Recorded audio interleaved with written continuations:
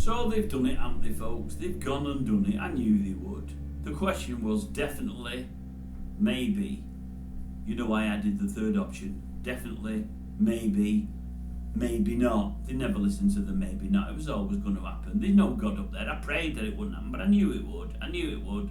OASIS, they're coming back next year. Oh my God. Everywhere, everything I'm putting on, everything I'm reading, wherever I'm looking, everything I'm listening to is OASIS, OASIS, OASIS, OASIS. And I'm thinking, we've not got there yet. No, I'm sure they're going to reform. I'm sure they're going to do a bit. They've got to do a bit, haven't they? They need the candy. You know, all these expensive divorces. And the candy now is too good to turn down. It's got to the point where they can't afford to turn it down. So they're going to do it. The rumours are it's not going to be a Glastonbury. The rumours were it's all going to be UK, but now they're saying it might be a world tour. My lad said, I believe you're going to America. I said, can't see them going there. He said, why? I said, because they're not like there. They've got no audience there. Nobody knows about them. It's only in Britain, it's only us mugs, really, that they've done particularly well. It's weird, I heard something today on the telly, you might have seen it yourself.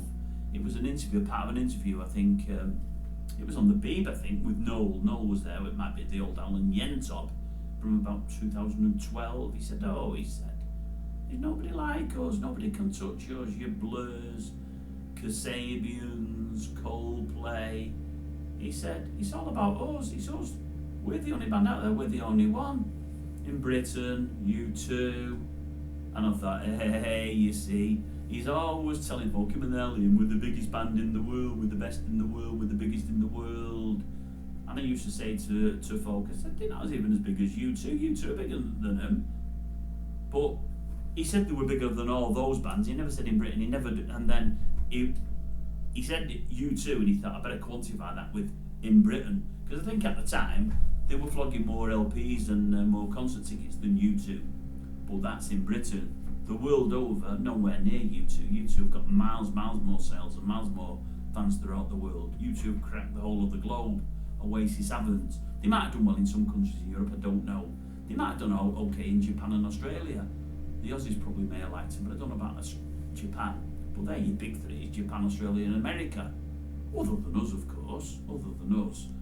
But so they might be going worldwide, but I'm thinking, they said, one of them said it's about money, one of them said it's not all about the money, and I'm thinking, well, we'll really know if that's true if halfway through the tour there's a big blowout.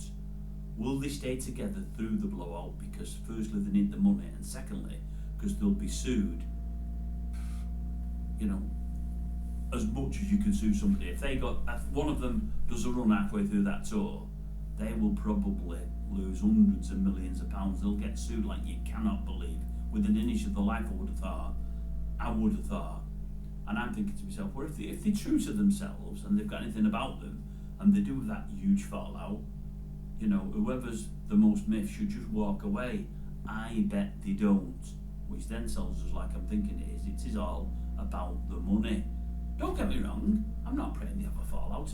You know folks that don't like them, I don't get it at all. You know, for me, there's been better bands, there's been miles better bands. My lad was saying to me, what is it you don't like about them, Dan? Because I think they're pretty good. Now, I didn't follow with him over that, he's allowed an opinion, rightly or wrongly.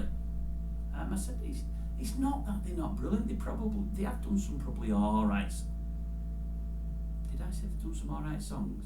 They've done a couple of tunes that probably aren't that bad. I said, but the thing for me with them is this, I said, they came around at a time when it was all synthesizers and organs and this, that and the other and arty-farty stuff. And they came out as a guitar band. And it was at a time we'd not had a guitar band for a while other than the 70s rockers that were still peddling the stuff they'd always peddled. So for 5 or 10 years there'd been no new bands playing guitars. I said, but yeah, the guitar bass, but for me you can't have a guitar band with a guitarist that can't really play his guitar. And Noel isn't a great guitarist. I mean, I've heard something on today, fans loved him because of the brilliant musicianship. And I said to my lad, I said, the thing is, one brother isn't a great singer by any means, and one brother ain't a great guitarist. I said, they've come out as a guitar band. I said, no one else was really playing guitars, but that was it. I said, they've done as well as they have because they're the bad boys of rock. They came across as the bad boys of rock because they told people they were. But like I said to my lad, there's people from 10, 15 years previous from these rock bands that would drink them under the table, that would dope them under the table. Some of them might hate to tell the story, but they're not bad boys. Alright, they also did a bit of house robbing, I believe, and a bit of shoplifting while house robbing, I think I've read. Well, that's bad. A lot of the band folk that I like and know didn't do any of that, and they did. But they're not real bad boys when you put them against other groups. There's other groups out there that were much worse and have partied much worse than Oasis ever had. And also they just weren't great for my money, you know, and that's what I didn't like about them. They've sold absolutely millions and millions and millions. They're adored by a huge public, and I know more people like them than don't, but there were people of an age that hadn't heard anything like them before and hadn't heard guitar bands and wanted to be wowed by something that was a little bit louder and a little bit different, you know, and people who could walk the walk, if you like, and pretend to be the bad boys. People needed the bad boys maybe, and I think it came at the right time and they just got really lucky, but I just don't think they're that great, and that's it for me, but I know many out there do. But no, they're not for me, and no, they're not probably as awful as I'm saying, you know.